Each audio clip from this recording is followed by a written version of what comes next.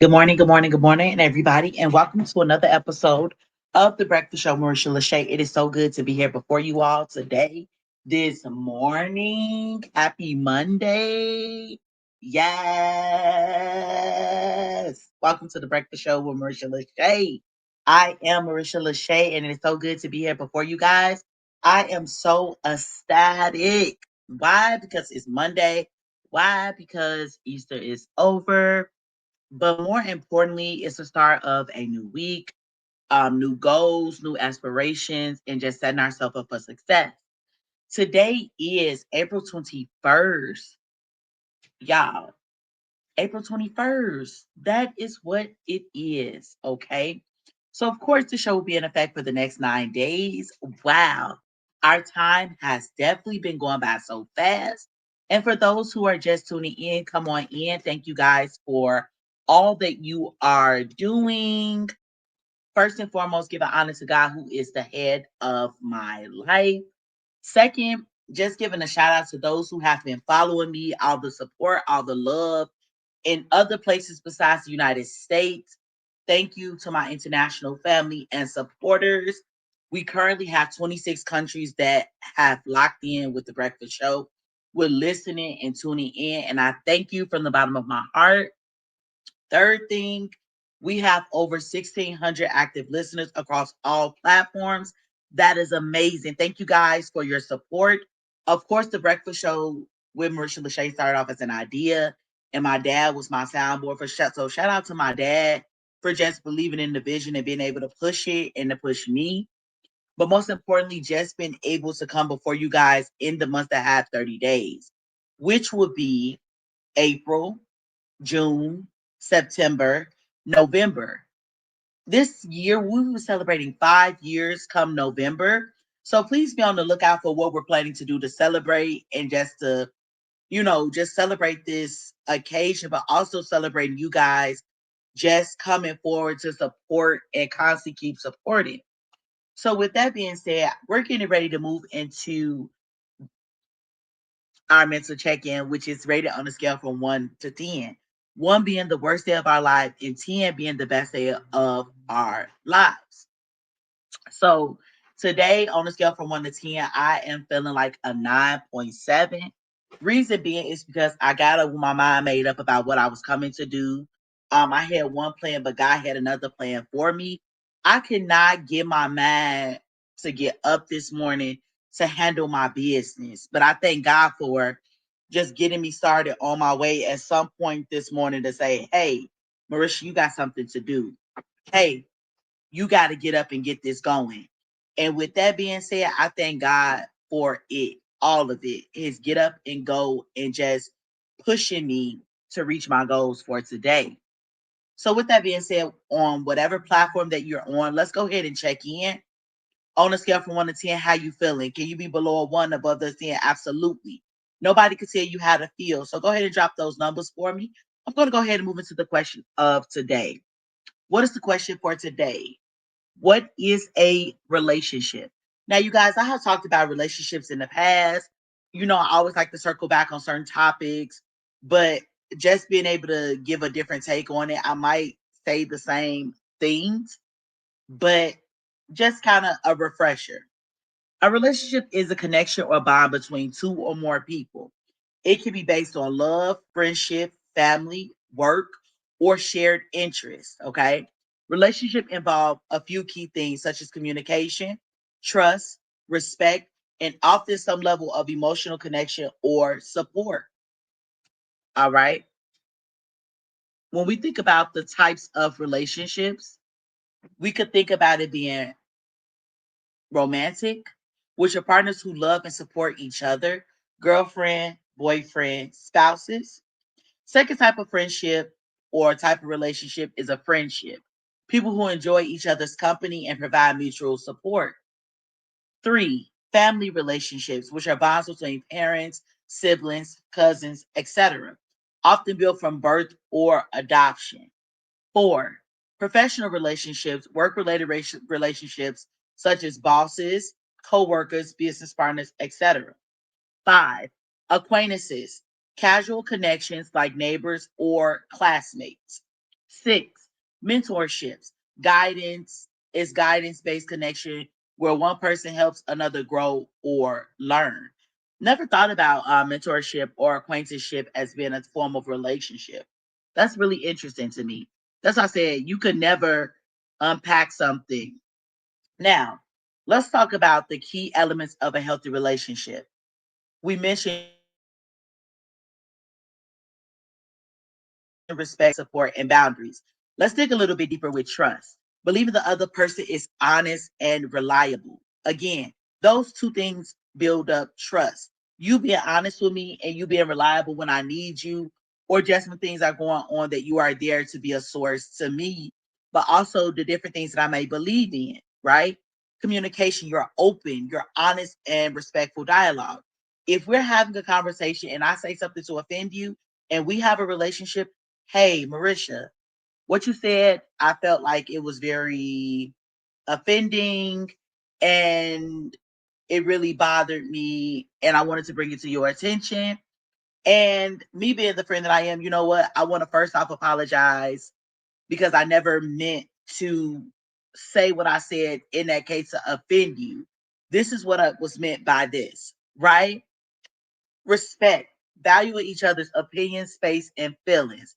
That kind of ties back into the communication aspect of being open, honest, respectful, but also your different opinions. In my opinion, I would have never did nothing like that, blah, blah, blah.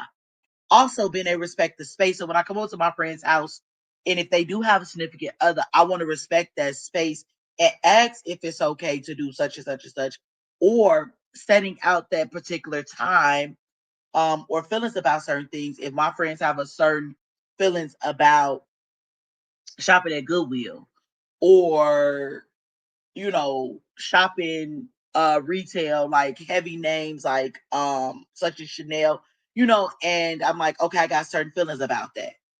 I'm not gonna spend nothing over $200. I have to respect the way that my friends feel and what they like because that's just what friends do.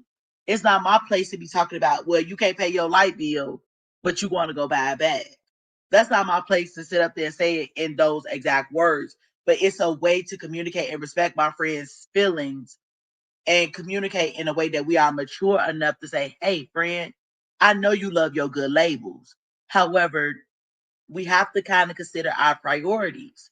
And I admire that you like to look good because there's nothing wrong with looking good. But friend, we got to make sure that we have our priorities in order. It's not what you say, it's how you say. Support, being there emotionally, physically when needed. One of my friends lost her father, and just being able to be there for her emotionally is a joy to me because when you lose somebody, you can never replace those emotions and what you're feeling. But to be there, to be a friend, a listening ear, to unpack those emotions with her, but also to be able to bring joy to her and different opportunities and just bonding over that, because we've all lost somebody before, but it kind of hits differently when you lose a parent and physically. Sometimes my friend get hungry at work. Sometimes we do work together, and I'll be like, hey friend, I got you some food. Or hey, just being able to take care of one another and mean it without having to tally or to keep up. Oh, remember when I did this for you last week on the 7th? It's not that. It's not that. Friendship is reciprocation, but you're doing it wholeheartedly without all these parameters attached to it. Last but not least, boundaries, understanding and honoring each other's limits. I'm not going to push, I don't expect everybody in my circle, in my family to do what I do because what I do, that's what I choose to do. You know what I'm saying? For birthdays, I want to make sure that I'm present. You know what I'm saying? If you want me to bring something, I want to make sure that I'm present. I'm going to bring it. I'm going to bring more than enough. And I ain't going to be taking the rest home with me when I'm done with it. Right? I'm not going to do that because you asked me to bring this. And this is for all the guests and all the people that's to come so we can all enjoy it. That's just my thought process. Not everybody. You're not wrong. That's just what I do. Okay. What makes a relationship unhealthy? Lack of communication, controlling behavior, constant arguments, disloyalty or betrayal, disrespect or lack of support. Wow. Okay. Um, that's what makes a relationship unhealthy. Have you ever seen any of those things? And that kind of ties into how you build your strong relationships, signs of toxic versus healthy connections, relationship advice for teens or adults, or fun activities to strengthen bonds, which will allow us to dive deeper, which we're not going to dive deeper into today. I want to kind of scratch the surface about what relationships are and what they mean and what that consists of on today's show. I didn't want to really dig too deep, but I kind of want to recap for those who may be taking notes. These are key elements of a healthy relationship. Trust. What that trust means is believing the other person is honest and reliable. Two, communication. You are open, you are honest, and you are having respectful dialogue. Okay. Three, respect. All right.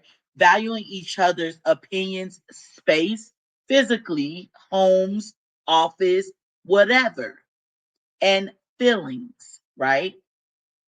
Four, support. Being there emotionally and physically when needed.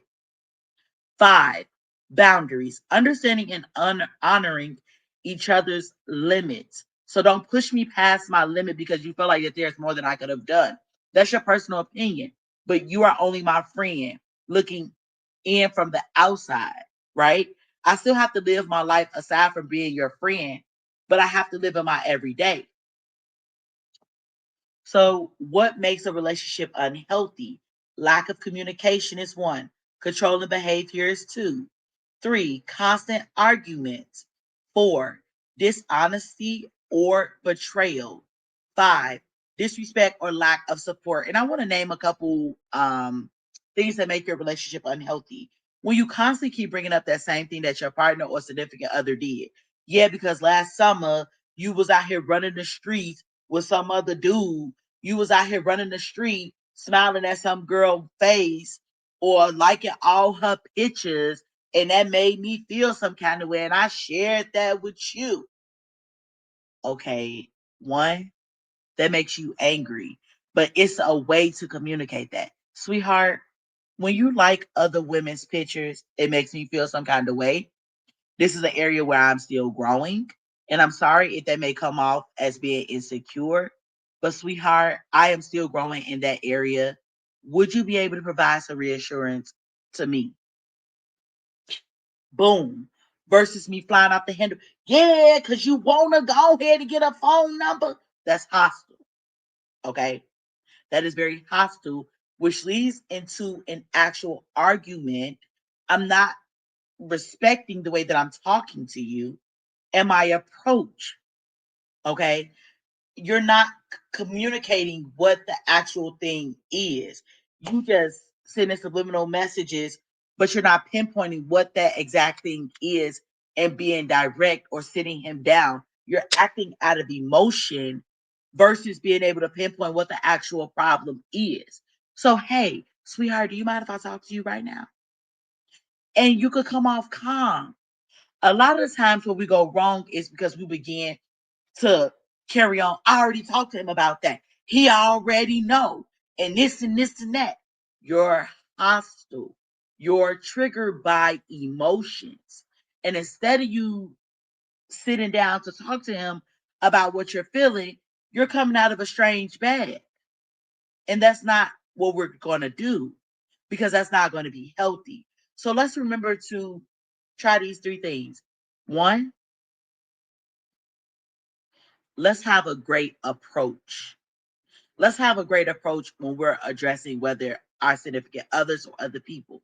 Two, let's name the problem. Name the problem. Name the problem and pinpoint what is happening. Okay. So, one, you're going to go to the person with a calm approach. Two, you're going to name the problem.